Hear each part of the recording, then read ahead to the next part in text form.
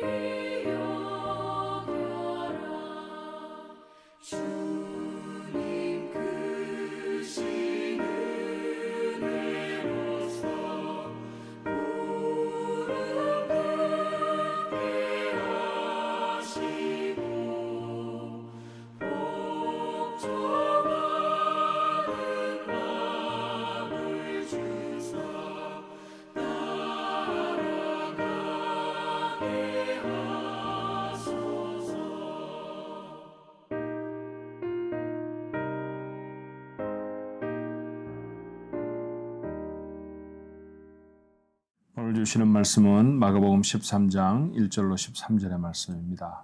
마가복음 13장 1절로 13절의 말씀. 한 목소리로 같이 읽을까요? 예수께서 성전에서 나가실 때 제자 중 하나가 이르되 선생님이여 보소서 이 돌들이 어떠하며 이 건물들이 어떠하니이까? 예수께서 이르시되 내가 이 큰 건물들을 보느냐? 돌 하나도 돌 위에 남지 않고 다 무너뜨려지리라 하시니라. 예수께서 감람산에서 성전을 마주대하여 앉으셨을 때 베드로와 야고보와 요한과 안드레가 조용히 묻되 우리에게 이르소서 어느 때 이런 일이 있겠사오며 이 모든 일이 이루어지려 할 때 무슨 징조가 있사오리이까? 예수께서 이르시되 너희가 사람의 미혹을 받지 않도록 주의하라. 많은 사람이 내 이름으로 와서 이르되 내가 그라하여 많은 사람을 미혹하리라. 난리와 난리의 소문을 들을 때에 두려워하지 말라. 이런 일이 있어야 하되 아직 끝은 아니니라. 민족이 민족을 나라가 나라를 대적하여 일어나겠고 곳곳에 지진이 있으며 기근이 있으리니 이는 재난의 시작이니라. 너희는 스스로 조심하라. 사람들이 너희를 공회에 넘겨주겠고 너희를 회당에서 매질하겠으며 나로 말미암아 너희가 권력자들과 임금들 앞에 서리니 이는 그들에게 증거가 되려 함이라. 또 복음이 먼저 만국에 전파되어야 할 것이니라. 사람들이 너희를 끌어다가 넘겨줄 때 무슨 말을 할까 미리 염려하지 말고 무엇인지 그때 너희에게 주시는 그 말을 하라. 말하는 이는 너희가 아니요 성령이시니라. 형제가 형제를 아버지가 자식을 죽는데 내어주며 자식들이 부모를 대적하여 죽게 하리라. 또 너희가 내 이름으로 말미암아 모든 사람에게 미움을 받을 것이나 끝까지 견디는 자는 구원을 받으리라. 아멘. 본문의 말씀도 예수님의 마지막 한 주간 중에 수요일쯤의 이야기입니다. 우리는 보통 그 한 주간을 기억하면서 고난주간 그렇게 지나죠. 정말 주님이 지나셨던 1세기의 그 한 주간, 그때야말로 고난의 시간, 고난주간이라고 말해 조금도 부족함이 없을 것입니다. 고난주간 수요일쯤 예수님은 성전에서 동리로 나아가십니다. 근데 한 사람이 오늘 본문의 말씀에 보니 성전의 위용에 감탄하여서 예수님에게 감탄사를 터뜨립니다. 선생님 보소서 이 돌들이 어떠하며 이 건물들이 어떠합니까? 대단하지 않습니까? 그런 표현입니다. 헤롯이 증축한 성전입니다. 성전은 처음에 솔로몬이 지었다가 바벨론의 침공으로 무너집니다. 그리고 다시 바벨론에서 귀환한 사람들이 수룹바벨에 의해서 두 번째 성전이 세워지죠. 수룹바벨 성전 그렇게 말합니다. 그렇게 몇백 년을 지나왔는데 첫 번째 세워진 솔로몬의 성전보다는 규모가 좀 작았어요. 그래서 그것을 새롭게 지었던 선조들은 가슴이 많이 아파 울었다는 기록이 있습니다. 그렇게 조금씩은 아쉬운 마음으로 몇백 년을 지났다는 얘기겠죠. 그런데 이두메아 사람, 에돔 사람이라고 표현해도 크게 다르진 않을 거예요. 그 출신인 이 헤롯이라는 사람이 이스라엘의 왕이 됐습니다. 물론 이스라엘 민족의 민족적 정체성을 가지고 된 왕은 아니고요. 정치적으로 결탁하여서 로마가 뒷배를 봐주는 바람에 그렇게 왕이 된 사람이 바로 헤롯입니다. 정치력이나 건축 기술에 있어서는 탁월한 사람이었습니다만 신앙심이나 또는 핏줄에 있어서는 유대인들이 받아들이기가 좀 어려운 사람이었겠죠. 어떻게 하면 자신이 다스려야 할 백성들에게서 등 돌림을 당하지 않을 수 있을까? 저 사람들이 제일 소중하게 여기는 게 무엇일까? 헤롯은 영리하게 알아챕니다. 그것은 바로 오랫도록 조금은 규모가 작은 성전에 대해 안타까움을 가지고 있었던 이스라엘 백성들에게 그 성전을 새롭게 개축해 주는 것이죠. 증축해 주는 것이었습니다. 대대적인 토목공사를 벌입니다. 말씀드렸던 것처럼 헤롯은 로마에서 건축학을 공부했던 사람이고 이후에 가이사라나 그 여러 곳에 특별한 건축물들을 남겨서 오늘까지도 그의 지식이나 그의 기술이 대단하구나라고 하는 사실을 짐작해 합니다. 그런 사람이 감독을 하며 명령을 해서 성전이 지어졌으니 참 잘 지어졌을 것입니다. 잘 보여지려고 지은 것이었으니 사람들이 보기에도 참 좋았을 것입니다. 자, 그 모양 그대로를 보면서 대단하지 않습니까? 그렇게 제자 중에 하나가 예수님에게 말을 했다는 것이죠. 규모도 대단했을 것이고 그리고 그곳에 이 사용되어진 여러 가지 재료들도 참 좋은 것이었을 거예요. 근데 한 가지 생각을 해봅니다. 예수님이 성전에서 나오실 때쯤이라고 했으니까 저녁 무렵이었을 것이고요. 석양 무렵에 돌로 지어진 이 높다란 언덕 위에 세워져 있는 성전은 그 석양의 노을을 받으면 대단히 위용이 멋있습니다. 마치 황금으로 지어놓은 건물처럼 그렇게 번쩍번쩍 빛이 나는 그런 모습이죠. 그래서 먼 발치에서 이 성전의 모습을 바라보았던 다른 나라 사람들은 저 예루살렘이라는 곳에는 황금이 참 많을 거야 라고 하는 소문이 날 정도로 그렇게 아름다운 곳이 바로 이 예루살렘 성전이었습니다. 그런데 그 감탄사에 이어지는 예수님의 대답은 좀 어려운 대답이었어요. 자, 2절의 말씀에 보니까 다 무너져 내릴 것이다 라고 말씀합니다. 돌 위에 돌 하나도 남지 않고 다 무너질 것이다 라는 얘기죠. 성전을 자랑스럽게 생각했던 유대인들에게는 얼마나 큰 놀라움의 이야기였을까요?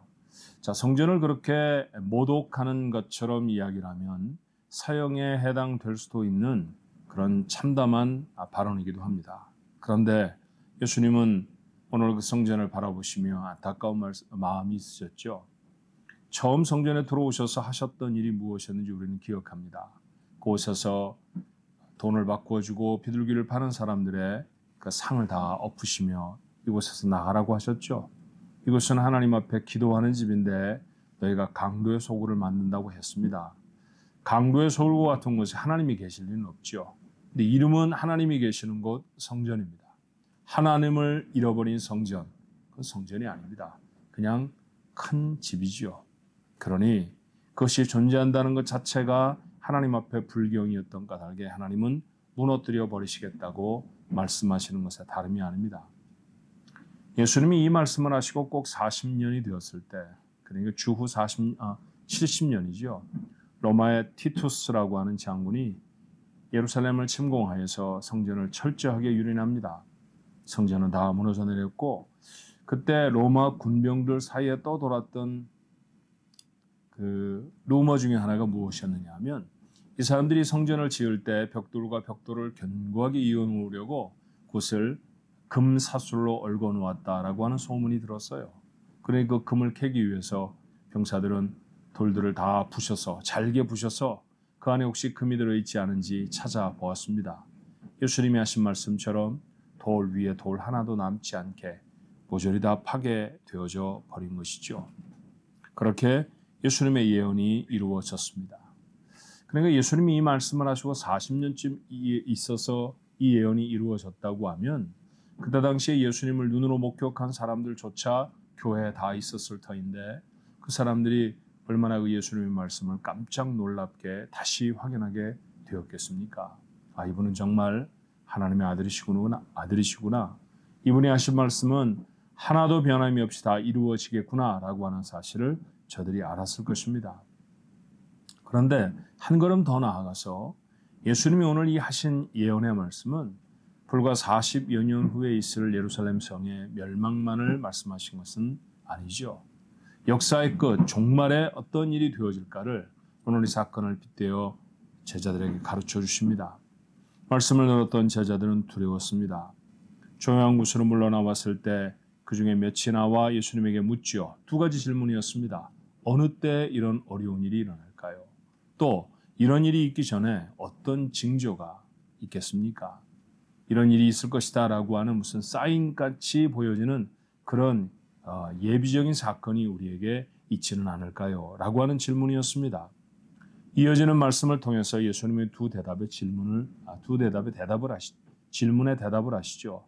첫 번째 대답은 징조에 대한 대답이셨고요.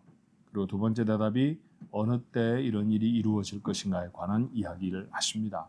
앞으로 여러분이 금요일 날 예배를 드리고 토요일 날 교회에 올라와 예배를 드리실 때 오늘 이 말씀들을 더 깊이 있게 생각해 볼 수 있을 거예요. 오늘 본문의 말씀으로 한정해서 마지막 때에 일어날 징조들을 우리는 좀 구분해 생각해 보았으면 좋겠습니다.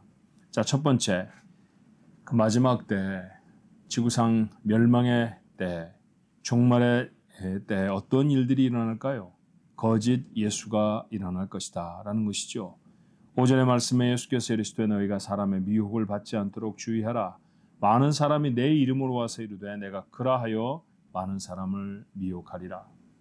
정말 많은 사람들이 내가 예수다라고 나타납니다. 물론 그 전까지는 예수다라는 이름보다는 그리스도라는 이름으로 더 사람들 앞에 섰겠죠. 그렇지만 우리들도 우리가 살아가는 시대 속에서 자신이 자칭 예수라고 말하는 사람들을 얼마나 많이 보는지 몰라요. 여러분에게 이 말씀을 드리고 있는 바로 이 시간에도 온 지구 속에는 자신이 마치 하나님의 아들인 양, 하나님인 양 그렇게 말하고 자신을 따르라고 선포하는 그런 거짓된 예수, 거짓된 그리스도가 좋기 수백 명은 넘을 것입니다. 이런 때 우리는 말세를 살아간다라고 생각할 수밖에 없죠. 어떻게 해야 할까요? 예수님이 말씀하신 대로 주의해야 할 것입니다. 주변에 특별한 이야기를 한다고 해서 그 말에 마음을 다 빼앗기지 마십시오. 특별한 어떤 사건을 일으킨다고 해서 그 사건을 일으키는 자를 맹목적으로 추종해서도 안 될 것입니다. 우리 신앙의 표준은 하나님의 말씀이어야 합니다. 그 말씀 가운데 늘 서게 되시기를 바랍니다. 두 번째는 난리가 일어난다고 했어요. 오늘 이게 말씀해 보니 난리와 난리의 소문을 들을 때 두려워하지 말라. 이런 일이 있어야 하되 아직 끝은 아니니라. 민족이 민족을, 나라가 나라를 대적하여 일어나겠고 곳곳에 지진이 있으며 기근이 있으리니 이는 재난의 시작이라. 나라와 나라가, 민족과 민족이 서로를 대적하여 일어난다라고 하는 말을 쉽게 말하면 전쟁이 일어난다는 얘기죠. 오늘 이 말씀처럼 우리가 사는 시대를 잘 표현해 주는 말도 없는 것 같아요. 정말 전쟁 속에 살지 않습니까? 곳곳에서의 전쟁이 얼마나 극렬하게 치닫고 있는지 여러분은 잘 압니다. 우크라이나와 러시아 전쟁은 2년이 넘었고요. 그리고 지금 하마스와 이스라엘 간의 전쟁은 중동 전쟁으로 확전 기로에 서 있습니다. 사람들이 물류를 수송하기 위해 꼭 사용해야 하는 홍해, 그 홍해를 지금 이런저런 반군들의 모습들이 나타나서 움직이는 배들을 침몰시키고 그리고 또 그들을 막기 위해 서방 세계에서는 전투기를 보내는 그런 전쟁의 소식도 우리가 듣습니다. 어쩌면 드라마보다도 더 버라이어티하게 매번 모양을 바꾸고 대상을 바꿔서 1년 동안 끊임없이 들려지는 소식이 바로 이 전쟁의 소식이 아닌가 싶어요. 지진은 또 얼마나 많이 일어납니까? 낱낱이 찾아보지 않아서 그렇고요. 요즘은 작은 지진은 아예 뉴스거리 되지 않아서 말을 하지 않는 것입니다. 진도 5 이상이면 흔들림이 심하고 때때로 사람이 다칠 수도 있죠. 심각한 지진입니다. 전 세계적으로 진도 5 이상의 지진이 얼마나 일어난다고 여러분은 아시나요? 제가 찾아보니 평균적으로 1년에 1728회를 그런 진도 5 이상의 지진이 전 세계에 일어납니다. 그 중에 몇몇은 7, 8 이렇게 지진 강도가 세서 집들이 무너지고 사람들이 생명을 잃는 그런 경우를 경험하죠. 2월달이 되었지만 벌써 잊지는 않으셨겠죠. 1월이 시작되면 1월 1일부터 일본에 큰 지진이 있어서 사람들이 정말 많이 생명을 잃어버리지 않았습니까? 재산을 잃어버리지 않았습니까? 기근은 또 어떨까요? 아니 이렇게 풍요로운 세상 속에 밥을 굶는 사람이 있단 말입니까? 여러분 놀라지 마십시오. 2024년 2월 7일 어제를 기준으로 했을 때 전 세계에서 기아의 고통 중에 빠져 있는 사람들의 숫자는 자그마치 7억 3,500만 명입니다. 전 세계 인구를 82억으로 잡으면 거의 10%에 육박하는 사람들이 먹을 것을 먹지 못한 채 살아가고 있다는 것이죠. 길에서 만나는 10명 중에 1명이 여러분 밥을 먹지 못하고 산다고 하면 얼마나 참담한 세상을 우리는 살아가는 것일까요? 우리의 먹을 음식이 넉넉하다고 하여서 우리의 곁에 기근을 당하는 사람이 없다고 생각할 수 있겠습니까? 오늘 예수님이 지적하신 하나하나 전쟁이 있을 것이고 지진이 있을 것이며 기근이 있을 것이다 라고 하는 것, 요 사이보다 더 심각하게 이런 일들을 우리의 눈으로 경험하는 경우는 많지 않습니다. 정말 우리는 마지막 때를 살아가는 사람들이죠. 세 번째로는 박해를 당할 거라고 말씀합니다. 9절 이하의 말씀에 조심하라고 말씀하시며 사람들이 너희를 공회에 넘겨주겠고 너희를 회당에서 매질하겠으며 나로 말미암아 너희가 권력자들과 임금들 앞에 서리니 이는 그들에게 증거가 되려 합니다. 신앙의 이름으로 지금도 잡혀가는 사람들이 수없이 많습니다.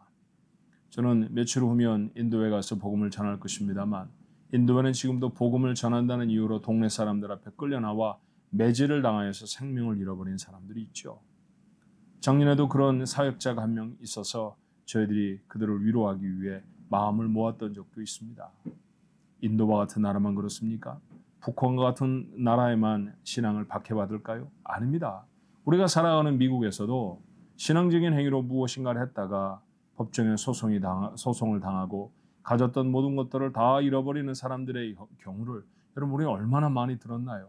기독교 국가라고 불리워졌던 나라가 미국 아닌가요?